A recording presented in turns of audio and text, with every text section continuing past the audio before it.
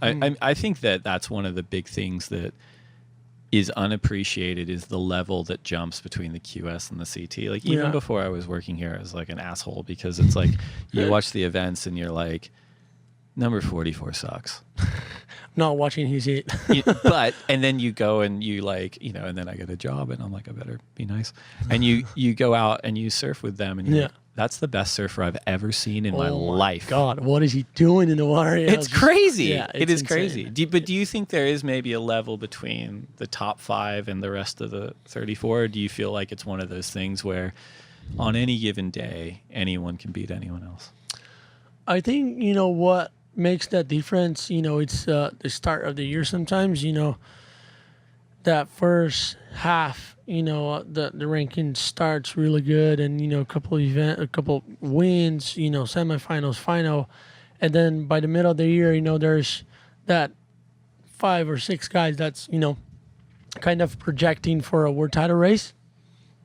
And I think, you know, what makes the difference, it's, you know, how you observe that pressure that, you know, all those people looking at you and, you know, like sucking your energy in some way, asking you to do a lot or, you know, just cheering for you in a way that you're like, oh my God, I got to do it. You know, I got to do it. I got to better be good. I got to win an event. And that's, you know, when the best one's going to win the world title, you know, like psychologically. I think it's really similar. Andy Irons said this a long time ago. He said, everyone wants you to win your first world title. Yep. And as soon as you do, everyone wants you to lose. and it's probably you can apply that to being in the front. Yep. You know, you're in the front right now. Yep. Do you like being in the front or do you like to be hunting? You know, it's a hard question. Everyone wants to be number 1 position, you know. But once you get there and then you actually feel how gnarly it is to be number 1. Spotlight. Yeah. You know, you have a target on your back. Everyone's trying to hit that target. You're just like, oh my God, you know, gotta make heat. You know, you gotta do more press. You gotta do more sponsor things. It's so many more obligations that you gotta do, you know, and that's what I did to myself last year, I think. You know, I put so much pressure on my back and you're just like, I have to, I have to make hits. I have to win this event. Just watching, you know, the other guys, he's just like, oh my God, he's going to make it. And then, you know, be mad that he make his heat. I was like, what? You know, like this year, and then I did that. I was like, why I was doing that? You know, so dumb, you know, like, and I mean, this year, it don't really matter being number 1 or being number 2 or 3, you know. What really matters to me, it's surf and, you know, if I'm happy.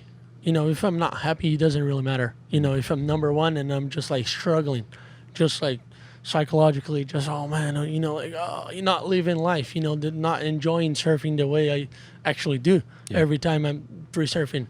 And that's what I'm doing this year, you know, just taking that pressure off, just like relaxing and surfing and enjoying and actually being happy for my, you know, the other competitors, not just for the Brazilian or my friends, you know, just for the other guys, just like, oh man, that was sick. That wave was insane. He should have made that heat. And you're just like, you know, actually, you know, cheering for them. And, you know, as soon as I started doing that, everything started working way better for me. And to answer for a question, it's like, I don't really matter, you know, being number 1 or being number 3. It feels good to be number 1, of course. Have that yellow jersey, you know, I think I look cool in yellow. I think sometimes being the underdog, it's kind of more, you know, like more relaxing, you know, position to like, okay, I don't got nothing to lose, you know, sure. I can just gonna go there and smash that guy and be number 1. Yeah. But you know, it's hard when you're number 1, you actually feel that pressure. But as you said too, like, you know, you've learned something. You're always learning things, you know, and it sounds like you've at least analyzed last year and now you're applying that to this year. Yeah. Thanks for watching. Hope you liked it. Keep it locked here on WSL for all the action. And don't forget to subscribe, watch more videos, and leave a comment below.